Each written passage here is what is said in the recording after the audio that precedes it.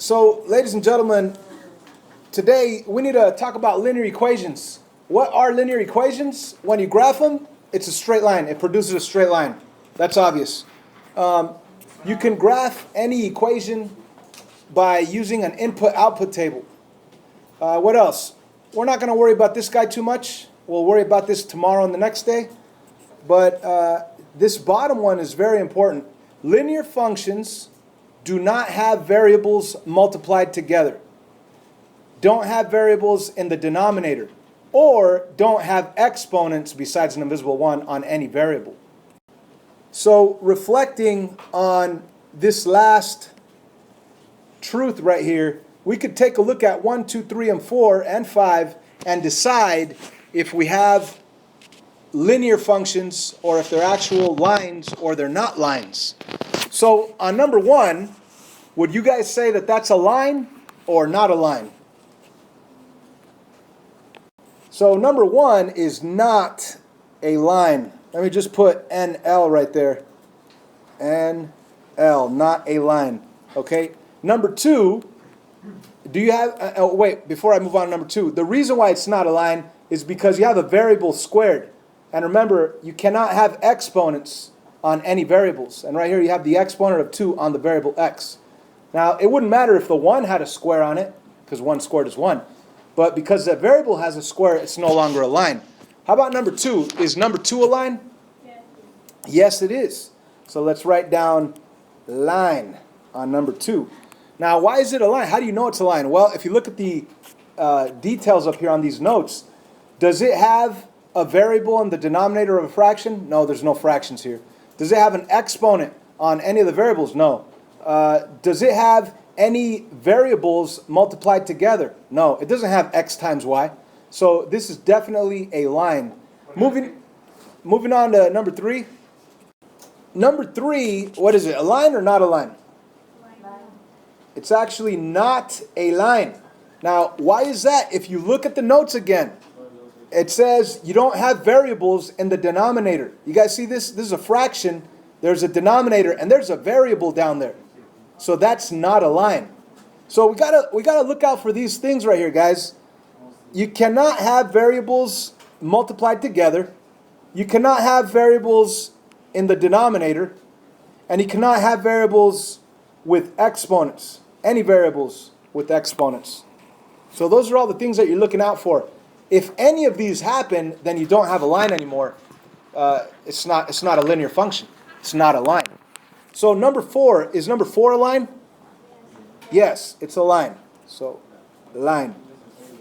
You don't have any variables multiplied together. You don't have any exponents. You don't have a fraction with the variable in the denominator. How about number 5? Is number 5 a line? No. So you're going to put not a line. Why not? Because you have the x times y.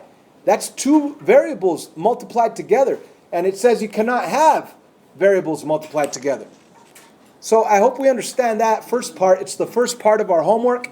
And it's going to be on our quiz Friday. So please understand that.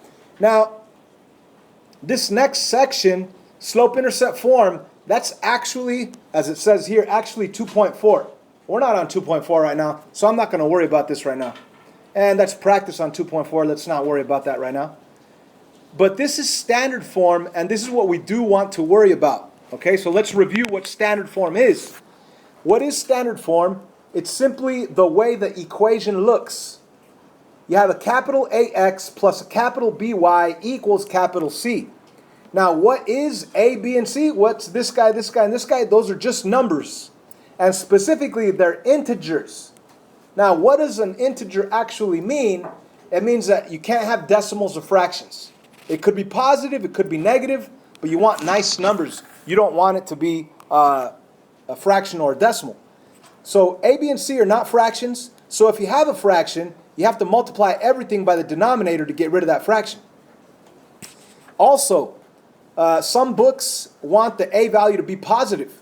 And right here, this book, it wants us to have an A value that's positive. Right here it says, if A happens to be negative, multiply everything by -1 to make A positive. Okay? And one more thing, if we go back to the original, It says A, B, and C are integers where the greatest common factor, with the greatest common factor 1. What does that mean? It means if you could make this nicer by dividing everything by 2 or dividing everything by 3, it's better to make it nicer. So in order for us to understand that, we should probably go over some examples. We have 3 equations here. Now, on your paper, you're going to run out of space. I could zoom in and make a lot more space. Number 1, does it look like it's in standard form? Does it look like ax plus by equals c right here on number 1? Definitely not. You have ax, and not only that, a is not a right now. A is a fraction, and you know you can't have fractions. B is on the wrong side of the equal sign. So let's first make sure that we have no fractions. How are we going to get rid of those fractions? Multiply everything by 10. So let's put a 10 up here. Let's put a times 10 right here, right, super small, and the 15 times 10 also. Okay, so what does that mean? When you multiply a fraction by the denominator, the 10s cancel out. So this is what I'm going to have left. I'm going to have a negative 3x equals 80y minus 150. So I've gotten rid of the fractions. Now I need to move my x and my y onto the left side of the equal sign. So I need to actually move this 80y. Now the x is already over here on the left side of the equal sign, but I need to get this 80y to this other side. So I'm going to subtract 80y, cancel out, subtract 80y. Now, I cannot actually subtract 3x take away 80y because they're different terms. So I'm just going to rewrite it. So I'm going to rewrite it as negative 3x minus 80y equals negative 150. So it's almost in standard form. It actually is in standard form. But remember, the book also wants us to make this a value positive. So if you wanted to make that a value positive, you'd have to multiply everything by negative 1 or divide everything by negative 1. So in other words, all I need to do is change all the signs. Change it to positive, change it to positive, change it to positive. And guess what? I'm done. That is my standard form equation. 3x plus 80y equals positive 150. If I ask you what's the b value, you would say 80. If I say what's the c value, you would say positive 150. If I ask you what's the a value, you would say positive 3. Okay? Let's move on to the next one right here. How about this? What would the first step be right here to get it in standard form? Subtract 3x. That's right, subtract 3x. So what you do to one side, you do to the other side. And let's rewrite it. You're going to have negative 3x plus 6y equals negative 9. You guys agree? Okay. So now, of course, I want to make the a value to become a positive 1, or not positive 1, but I need to make it a positive, not a negative 3. So what am I going to do? Multiply everything by negative 1. It's going to change all the signs. So I'm really going to have 3x plus negative 6y, or it's probably better to write it as just minus 6y if we're changing all the signs, equals positive 9.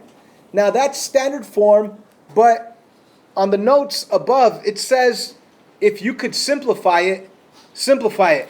You don't, like right here I have a 3, a 6, and a 9. There's something in common right there.